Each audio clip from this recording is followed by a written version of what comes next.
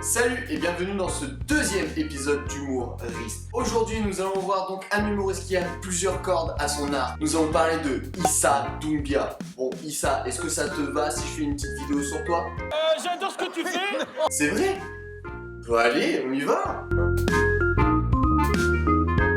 Issa Doumbia est né le 10 juin 1982 à Versailles. Issa est un humoriste qui aime bien créer de différents personnages et l'un de ses personnages les plus connus s'appelle Mama Conakry, qui est un personnage de femme africaine. Tu as déjà conduit?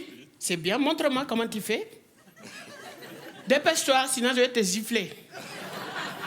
Il a eu une envie de faire de la comédie, tout ça grâce à Omar Sy. Parce que pour lui, Omar Sy est un modèle. Donc un beau jour, il a décidé de s'inscrire dans une troupe de théâtre, la compagnie Déclic Théâtre de Trappes. Et cette troupe de théâtre est spécialisée vraiment dans le milieu de l'improvisation. Et je sais qu'il participe à de nombreux matchs d'impro. Ayant pour thème pourvu que ça passe. Nombre de joueurs illimités. Catégorie à la manière de La Fontaine ou à la manière du film d'horreur. Durée 2 minutes. Oui, il existe des matchs d'impro. Et en plus, cette compagnie a pu former des personnes qui sont devenues de très grands comédiens en ce moment, comme Arnaud de Samer ou alors Jamel Debbouze. Sachant que Jamel Debbouze a été lui-même le professeur d'Issa. Non! Dites-moi pas que c'est pour vrai! Eh oui, c'est vrai. C'est en 2009 où Issa il est devenu animateur télé. Et en plus, il est accompagné de son ami Alban Ivanov. Ils animaient tous les deux une émission appelée Wesh. Pam pam pam pam pam pam pam pam pam pam pam pam. Et en fait, le concept de cette émission était de ramener des groupes, des talents, mais vraiment différentes personnes pour parler d'eux, de montrer ce qu'ils font et aussi de faire leur promo tout simplement. Et quelques années après, les deux amis, donc Issa Doumbia et Alban Ivanov, se retrouvent pour animer ensemble une émission qui aura lieu sur Canal+. Plus précisément, dans le Canal+, ça sera sur Canal Street. Et en fait, dans cette émission à deux, ils faisaient des sketchs. Chef, il y a des putes devant la maternelle. Mais j'en ai rien à foutre! Attendez, c'est moche des putes devant une maternelle. Mais non, c'est pas des putes, c'est des jeunes filles en séjour linguistique là. Tiens, dis-lui ce que je t'ai appris toi. Casse-toi, pauvre con. Voilà. Ou des micro-trottoirs. Bonjour monsieur. Qu'est-ce que vous pensez de cette merde? Et tout ça qui avait un lien avec la street. Si t'avais pas compris, en fait, street, c'est de l'anglais. Ça veut dire rue. Oui, bah oui, t'es peut-être étonné, mais bon, je suis bilingue.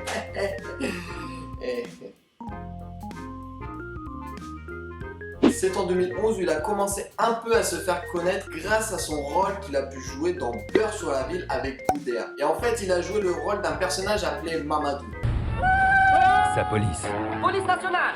C'est une enquête de voisinage, n'ayez pas peur. C'est à propos de votre voisine décapitée. Alors, niveau cliché, on peut pas faire mieux. Mais c'est en 2012 où là il commence vraiment à se faire connaître du grand public grâce à la série Nos chers voisins avec son personnage Issa Leguenec. J'ai envie de dire, les réalisateurs avec son prénom, ils sont pas fait chier. Mais dans la même année, il a également travaillé dans l'émission de télé Bienvenue chez Koé, avec bien sûr ce grand animateur Koé, où en fait il incarnait son personnage Mama Conakry. Et en fait dans l'univers de l'émission, Mama Conakry était la voisine de Koé. Pas de problème aujourd'hui, pas de votre fils, tout ça, tout va bien? Non, tout va bien, je suis venu pour toi là. Moi? Oui, je Bah. suis fâché, tu vas voir. Et donc à chaque émission, elle venait et en fait elle embêtait Koé. Tu veux des problèmes? Non. Mais non, mais elle m'intéresse, c'est une façon de parler, mais j'en veux pas. Comment tu n'en veux pas de quoi? Ça veut dire elle est moche? Je vais te gifler quoi. Non, mais non. En 2014, il a enfin réussi à écrire son tout premier spectacle appelé Première consultation. Alors, je vais vous raconter la petite histoire, comment ce spectacle a été conçu. Père Castor, raconte-nous une histoire. Tout commence quand Issa est invité dans l'émission de télé d'Arthur, Vendredi tout est permis. Il est venu parce qu'il venait faire sa promo de Nos chers voisins. Puis c'est à la fin de l'émission où Arthur s'est posé une question. Et cette question est, franchement lui, je suis persuadé, s'il a un spectacle, il déchire. Et c'est à ce moment-là que Arthur lui a demandé s'il avait un spectacle. Et Issa lui a répondu, ah, Oui, j'ai un spectacle. Alors qu'il n'avait strictement rien, que des sketchs par-ci par-là. C'est donc une semaine après que quelqu'un appela Issa. Je pense que ce quelqu'un c'est Arthur. Pour lui demander si c'est possible de passer un entretien le lendemain pour parler de son futur spectacle. Et Issa a bien sûr répondu oui, très bien. Puis c'est à la fin de cette conversation au téléphone que Issa s'est dit qu'il faut travailler. Et ça fait mal aux mains. Puis là, à un moment, il a eu une idée. Et donc, le lendemain matin, Issa Doumbia est prêt pour son rendez-vous. Il parle de son idée qu'il a eue pour son spectacle. Et là, en fait, Arthur a bien aimé son idée. Et donc, voilà comment Issa a écrit son tout premier spectacle. Donc, la moralité de cette histoire, c'est quoi, en fait? Qu'il a parlé de son spectacle, mais en fait, qu'il avait rien. Et puis ensuite, on lui donne une chance de parler de son spectacle, mais en fait, qu'il avait toujours rien. Donc, c'est-à-dire qu'il avait que 24 heures pour trouver une idée de thème, de fil conducteur, de savoir comment allait se passer son spectacle, et en fait qu'il avait toujours rien, donc il a travaillé, j'ai mal aux mains comme je l'ai dit tout à l'heure, et c'est donc en 24 heures où il a dû trouver toutes ses idées pour la création de son spectacle. Donc franchement, est-ce qu'on peut appeler ça de la folie ou du talent?